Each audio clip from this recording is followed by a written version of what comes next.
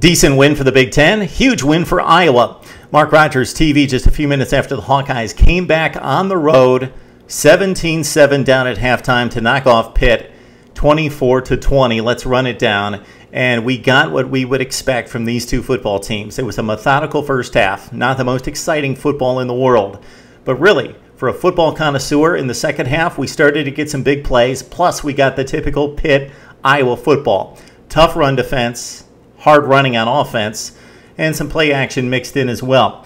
And it started with that Pitt offense on the back of James Conner in the first half. Conner is everything that people have talked about in the run game for this Pitt offense. He broke Tony Dorsett's 3-game record to start off a season in rushing, and he was on fire in the first half, dragging tacklers all over the place, 17 carries, 100 yards, and we're not talking about a soft Iowa defense. He was that good in the first half. Kirk Ferentz mentioned at halftime that he was actually satisfied, not overjoyed, but satisfied with his defensive effort in the first half. 17 carries, though, for 100 yards. He wanted to see penetration out of his defense in the second half. That's what the Hawkeyes did. They got into the backfield.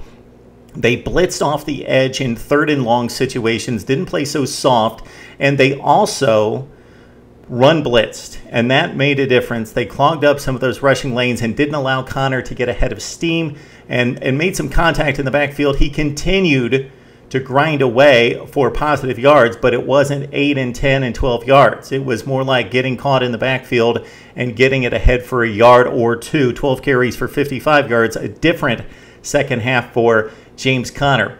Again, the Panthers led this thing at 17-7 at halftime, mostly because of Conner. And I really thought at halftime the difference in the two football teams were that Pitt had the two dynamic offensive players on the field, in James Conner and Tyler Boyd, who finished with 10 receptions for $153, but the Iowa defense kept him out of the end zone. And with the game on the line, last two plays of the next to last Pitt possession, the possession that they really had to, with plenty of time and their timeouts left, to win the game when they took it over with about 5.5 minutes left. They drove the length of the field, but on third and fourth down, Boyd was the target, couldn't make the reception. Two exceptional plays. The last one made by Mabin. Exceptional play there, the sophomore Greg Mabin from Florida. He had two huge pass breakups, again, on third and fourth down with about $1:40 left, with Pitt driving at the Iowa 20, and that pretty much sealed the game. Pitt got it back after one Iowa first down, plus got the punt, but they really had to play desperation football and throw it downfield. They did get it to midfield and even into Hawkeye territory before the interception on the last play of the game on the desperation heave, picked off by Anthony Gare, the sophomore out of Texas, making his first start for the Hawkeyes. Iowa also, on offense, made a change at halftime. So Kirk Ferentz made the comment about the defense needing to make big plays in the backfield. He also said the offense is out of sync. Not necessarily blaming Jake Ruddock, the starter last season, the starter for the first 3 games of 2014. But they go to CJ Beathard in the second half. He hit on 7 of 8 passes for 98 yards, including one of those play of the day one-handed catches out of Damon Powell, a 62-yarder that led to a Mark Weisman touchdown that cut the lead to 17-14, that really ignited the Hawkeyes. On again, a third and long, 62-yarder. You've got to see it on the highlights. Powell didn't need to catch it one-handed. It wasn't like he was going vertical or horizontal, either one. He just kind of in stride threw out the hand, and it stuck. And the kid's only caught 4 passes this season. Damon Powell with the catch of the day for the Hawkeyes, a 62-yarder again, led to the Weisman touchdown. 22 carries, 88 yards out of the Iowa back, who ran it in to make it 17-14. And the Hawkeyes very much outplayed Pitt in the second half. Iowa came in at 2-1, of course, coming off that heartbreaking loss in which they blew the 14-3 lead against Iowa State. Lost when Kirk Ferentz called timeout on the missed field goal. Then the Cyclones converted on the second try, and they lost to their in-state rival. They hope to be 3-0 at this point, because if you look at the Big Ten slate coming up, Iowa has a chance to really run through a lot of teams that they will be favored against.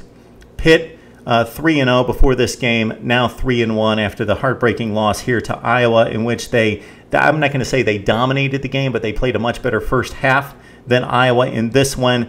Again, the story in this one is the Hawkeyes move into Big Ten play. Is it Ruddock at quarterback or is it Beathard? Ruddock did not play poorly.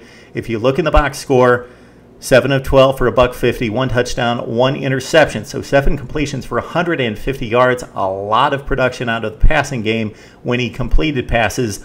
Don't blame him for the pick. It was the 3rd play of the game. He went up top, threw a perfect pass that was somehow juggled, was right in the breadbasket, and thrown up in the air for an interception that Pitt made on that play.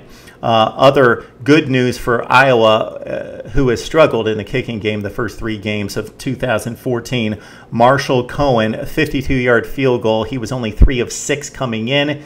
Hit a 52-yarder again to get Iowa close at that point. 13 minutes left in the game. Beathard, 3rd long under pressure, made a great throw down to the 24-yard line, and that was the drive that Iowa had to convert 2 4th down plays, 4th and less than a yard, 1 on the quarterback sneak. The second time they gave it to Weisman, who barreled his way in. So the number's not overwhelming for Mark Weisman on this day, 22 for 88, but he picked up very tough yardage in critical 3rd and 4th and short situations for the Hawkeyes, behind, of course, the great left tackle Brandon Scherf, who had his knee scoped just about a week ago prior to the Iowa State game. So a game ball to him as well for gutting it out against Iowa State and now Pitt after having his knee scoped.